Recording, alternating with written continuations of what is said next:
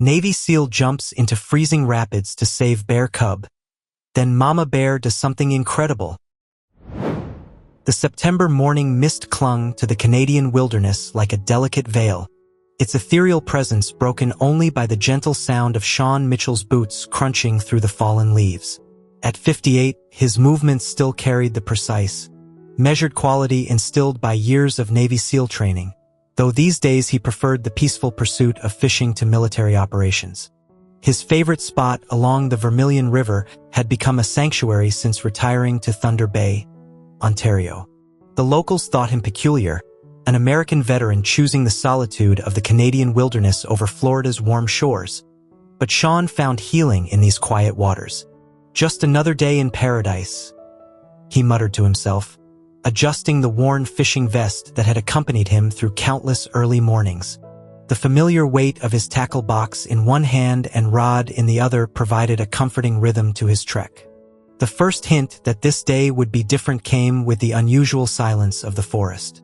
The typical morning chorus of birds was conspicuously absent, and even the persistent chickadees had fallen quiet. Sean's training kicked in automatically, his senses heightening, muscles tensing imperceptibly. He was about 50 yards from his usual fishing spot when he heard it, a low, guttural sound that stopped him in his tracks. Years of experience had taught him the various voices of the wilderness, and this one spoke of pain and desperation. Carefully setting down his gear, Sean moved toward the sound with the silent precision that had once made him an exceptional operator. As he rounded a thick stand of paper birch trees, he saw her, a massive black bear, her dark fur matted with blood on her left flank. Sean's first instinct was to retreat slowly, following the standard protocol for bear encounters. But something about the animal's behavior made him pause. The bear was looking at him with an intensity that seemed to transcend the natural wariness between predator and human. She moved slightly, revealing a deep gash along her side, likely from a confrontation with another bear or a run-in with human debris. "Easy there, Mama," Sean whispered, his voice barely audible above the river's constant murmur. The bear's ears twitched at his words, but she made no aggressive move. Instead, she turned her head toward the river repeatedly, then back to Sean, her actions almost deliberate. That's when he heard the second sound, a high-pitched whine carried on the wind, coming from the direction of the rapids. The mother bear's behavior suddenly made sense. She wasn't just injured, she was asking for help. Moving with careful precision, Sean edged closer to the riverbank. The morning mist was beginning to lift, revealing the treacherous waters below. There, trapped on a partially submerged log about 30 feet from shore, was a small black cub, its tiny form trembling as it clung desperately to the slick wood. Ogel, sean breathe. Quickly assessing the situation. The rapids at this section of the river were known for their strength, especially after the recent rains. The log the cub was on had become wedged against a rock, but the rising water threatened to dislodge it at any moment. The mother bear made another sound, softer this time, almost pleading. Sean looked back at her, seeing past the fearsome exterior to the desperate parent beneath. In that moment, he was reminded of his own daughter, now grown with children of her own, and how he would have moved heaven and earth to protect her. "Okay, Mama," he said, already shrugging off his outer shirt. "I guess retirement's going to have to wait another day." The bear watched him intently as he quickly but methodically prepared for what he knew would be a dangerous rescue. His mind raced through his old training, calculating angles, assessing currents, and planning contingencies. The water would be barely above freezing, and he'd have precious little time before hypothermia became a factor. Looking back at the injured mother bear, Sean spoke softly but firmly. "I'm going to help your little one, but you need to trust me. Can we have that understanding between us?" As if in response, the bear lowered herself to the ground, her eyes never leaving Sean but her posture communicating a strange acceptance of his presence. "Well," Sean muttered, securing his boot laces and testing the strength of his belt, "this is either going to be the dumbest thing I've done since retiring or the most worthwhile." The sound of cracking wood from the river spurred him into action. The log was starting to give way, and the cub's frightened cries were growing more desperate. There was no more time for planning. It was time to act. The shock of the cold water nearly took Sean's breath away as he waded into the river. Despite the September sun warming the air, the water retained its bone-chilling temperature, a reminder of the glacial lakes feeding this system. Just like the BUD/S training, he muttered through clenched teeth, referring to his SEAL preparation years ago. Except I was a hell of a lot younger then. The first 15 feet were manageable, the water reaching just above his waist. Sean kept his movements deliberate, using his experience to read the river's patterns. Behind him, he could hear the mother bear's anxious huffs, but he forced himself to focus solely on the task ahead. The cub had spotted him now, the small black eyes wide with fear. The tiny creature couldn't have been more than 4 months old, and its waterlogged fur made it look even more vulnerable. "Hang on, little guy," Sean called out, his voice steady despite the cold. "Just keep holding on." As he moved deeper, the current's true strength became apparent. The riverbed dropped away suddenly, forcing him to swim. The frigid water seemed to seep into his bones, and Sean knew he had perhaps 10 minutes before the cold would begin seriously affecting his coordination. The roar of the rapids grew louder as he approached the trapped log. The water here was a chaos of competing currents, creating swirling eddies that threatened to pull him under. Sean's military training kicked in full force, his muscles remembering the countless hours spent in rough waters during maritime operations. He was about 10 feet from the log when he heard the first crack. The sound carried clearly over the water's rush, and Sean's heart jumped as he saw the log shift slightly. The cub let out a terrified whimper, its tiny claws scrabbling for better purchase on the slick bark. Sean's world narrowed to that single point of focus. Everything else faded away. The cold, the mother bear's anxious pacing on shore, even his own labored breathing. "Stay calm," he called to the cub, though he knew the animal couldn't understand his words. The tone of his voice seemed to have some effect, as the cub's frantic movements slowed slightly. Another crack echoed across the water. The log was failing faster now, the force of the current finally overwhelming its structural integrity. Sean made a quick calculation. He wouldn't have time to reach the log and figure out a careful extraction. This would have to be a direct approach. Drawing on reserves of strength he hadn't accessed since his active duty days, Sean powered through the current, closing the distance to the log. The water fought him every inch of the way, trying to sweep his feet out from under him, attempting to pull him downstream.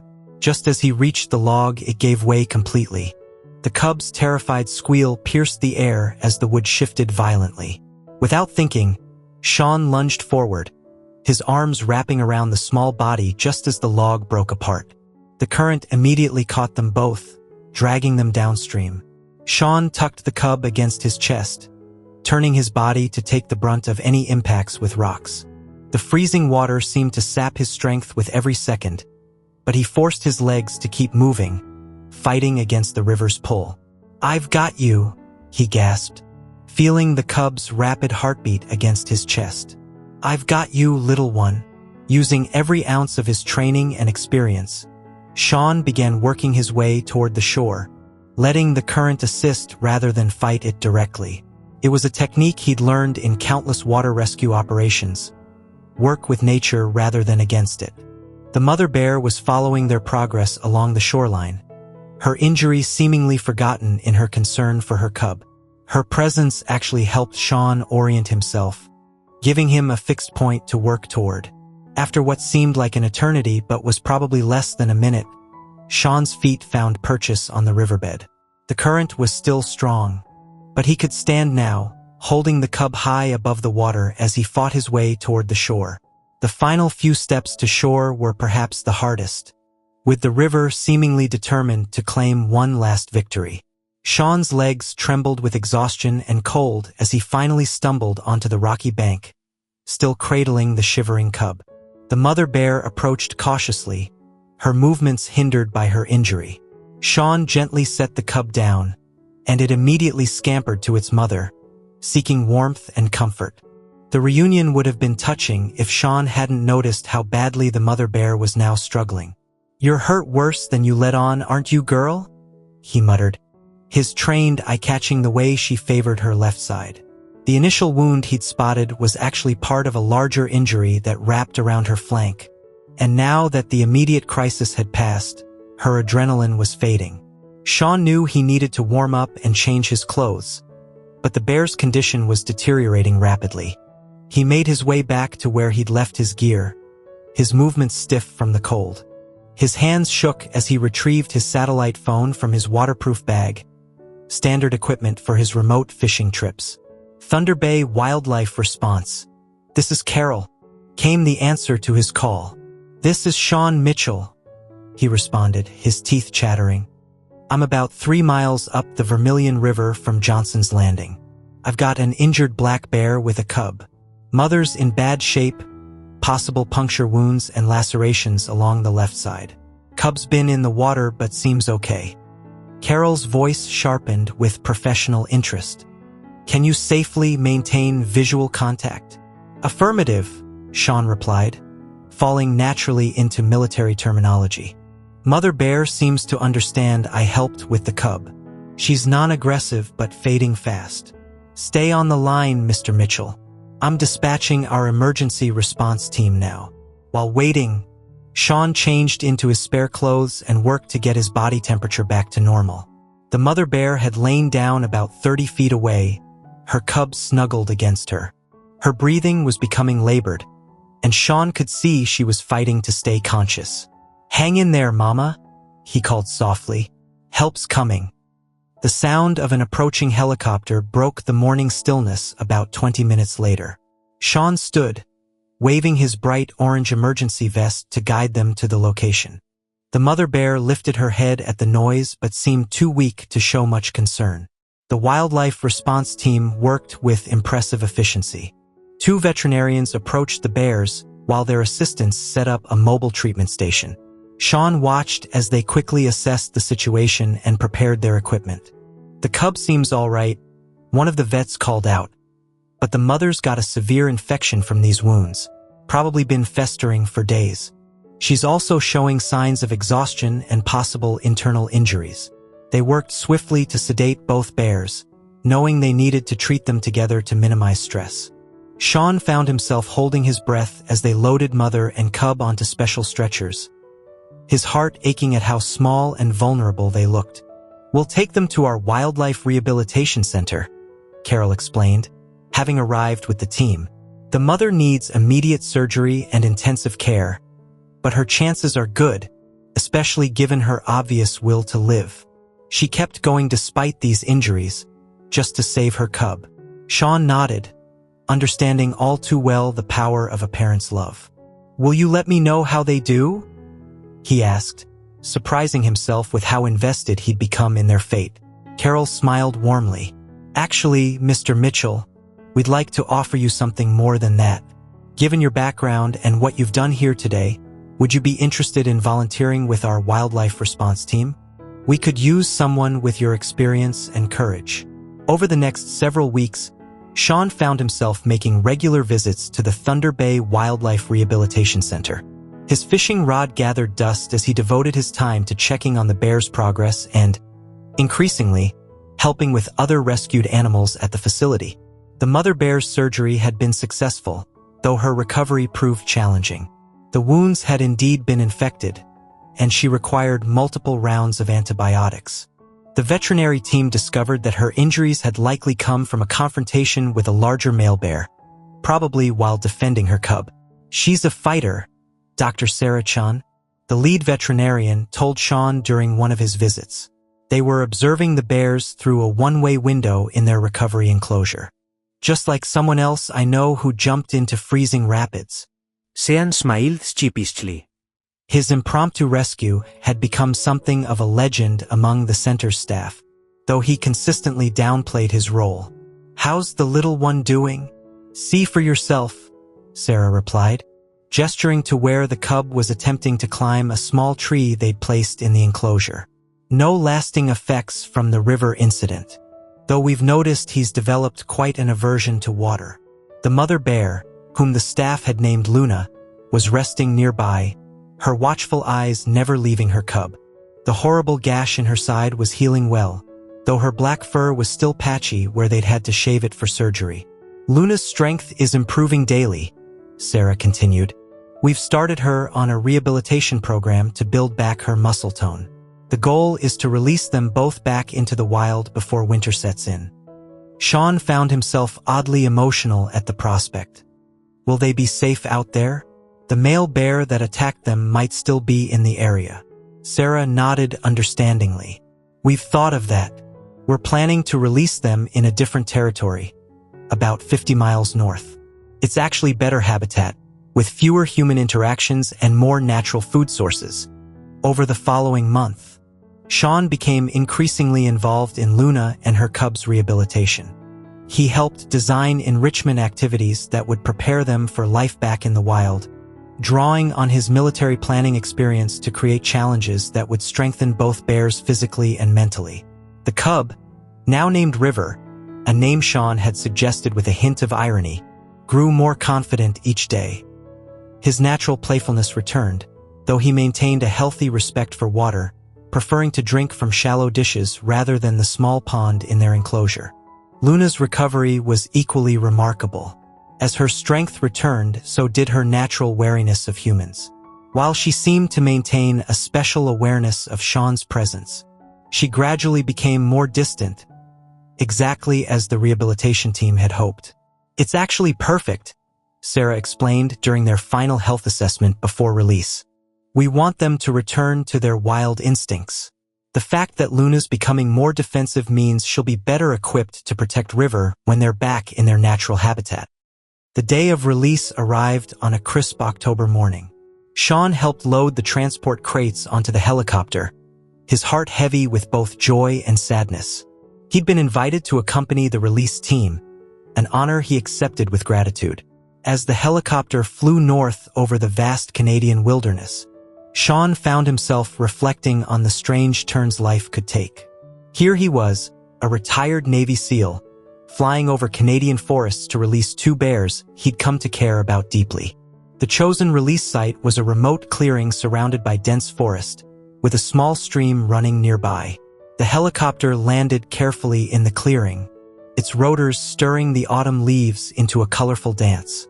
The team worked efficiently to position the transport crates, pointing them toward the forest's edge. Remember, Sarah instructed as they made final preparations. Once we open the crates, we need to move back immediately. No matter what happens, we let them make their own choices. Sean nodded.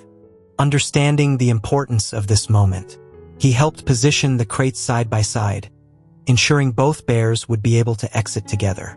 Through the ventilation holes, he could hear Luna's deep breathing and River's excited movements. Ready? Sarah asked, her hand on the release mechanism of Luna's crate. Sean moved to River's crate, gripping the handle. Ready. On Sarah's count, they simultaneously opened both crates. For a moment, nothing happened. Then, slowly, Luna emerged, her powerful form moving with the fluid grace that had returned during her rehabilitation. She paused, testing the air with her nose, her muscles tense with anticipation. River bounded out seconds later, but stayed close to his mother, his previous playfulness tempered by the unfamiliar surroundings. Luna guided her cub with gentle nudges, moving cautiously toward the tree line. The release team retreated to the helicopter, but Sean remained transfixed by the sight. Luna paused at the forest's edge and turned, her dark eyes finding Sean's. In that moment, he felt a connection that transcended the natural barriers between species, a recognition, perhaps, of the bond forged that day by the river.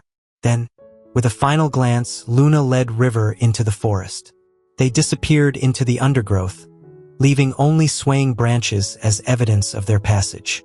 The team waited for an hour, monitoring the bears' initial exploration of their new territory through tracking collars they'd fitted them with. The signals showed them moving steadily deeper into the forest, following exactly the kind of pattern the biologists had hoped to see.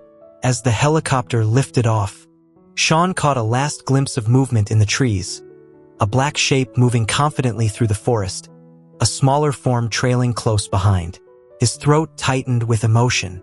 "They're going to be just fine," Sarah said, noticing his expression. "You gave them this chance, Sean. Without you, neither of them would have survived." The flight back was quiet, each person lost in their own thoughts. Sean found himself thinking about the incredible sequence of events that had led to this moment. What had started as a simple fishing trip had transformed into something far more meaningful. Back at the rehabilitation center, Carol met them with news.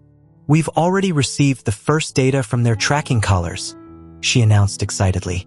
"They found a natural den site about 2 miles from the release point. It's perfect timing for them to prepare for winter." Over the following weeks, Sean threw himself into his new role as a volunteer with the wildlife response team. His military experience proved invaluable in planning rescue operations, and his steady presence helped calm both injured animals and nervous team members. He kept track of Luna and River through their collar data, watching with satisfaction as they established their territory and prepared for hibernation. The reports showed them thriving in their new environment, successfully foraging and avoiding human contact. 1 year later, Sean stood at the same spot along the Vermilion River where his adventure had begun. The morning mist still clung to the water, but this time he wasn't carrying a fishing rod. Instead, he held a tablet displaying the latest tracking data from Luna and River's collars. The past year had brought remarkable changes to his life. What started as a retirement filled with solitary fishing trips had transformed into a busy schedule of wildlife rescue operations and rehabilitation work. His expertise had helped the center develop new protocols for large animal rescues, and his story had inspired others to volunteer. The tracking data told an equally successful story. Luna and River had emerged from their first winter together in excellent condition. River, now a gangly yearling, was showing all the normal development patterns of a healthy young bear. Luna had fully recovered from her injuries, and recent footage from trail cameras showed her confidently patrolling her territory. "Penny, for your thoughts?" Sarah's voice interrupted his reflections. She had joined him for this anniversary visit, carrying coffee and the breakfast sandwiches that had become a tradition during their early morning rescue operations. "Just thinking about how different everything is from a year ago," Sean replied, accepting the coffee gratefully. "I came here that morning looking for some quiet time with a fishing rod, and instead found a whole new purpose." Sarah nodded, understanding. "You know, we've rescued dozens of animals since then, but I've never seen anything quite like that day with Luna and River. It was like she knew she could trust you. Sometimes I wonder if she really did understand," Sean mused. "There was something in her eyes that day, a connection I can't quite explain." They sat in comfortable silence, watching the river flow past. The morning light strengthened, burning away the mist and revealing the autumn colors in their full glory. A family of otters played in the calmer waters downstream, and overhead, a bald eagle soared on the thermal currents. Sean's tablet beeped, indicating a new update from the tracking collars. He checked the display and smiled. "They're on the move," he said, "heading to the berry patches we spotted last week. Luna's teaching River all the best foraging spots before winter." "Speaking of winter," Sarah said, "Carol wanted me to ask if you'd consider taking on a bigger role at the center. We're expanding our emergency response team, and we need someone to train new volunteers. Someone with experience, patience, and a proven track record of jumping into freezing rivers to save bear cubs." Sean laughed. But his eyes were thoughtful. "You know, a year ago I would have said no. I thought I was done with training and teaching. But now," he gestured to the river and the surrounding wilderness. "This place, these animals, they've given me something I didn't even know I was missing." As if to emphasize his words, a black bear appeared briefly on the opposite bank, pausing to drink from the river before disappearing into the forest. It wasn't Luna.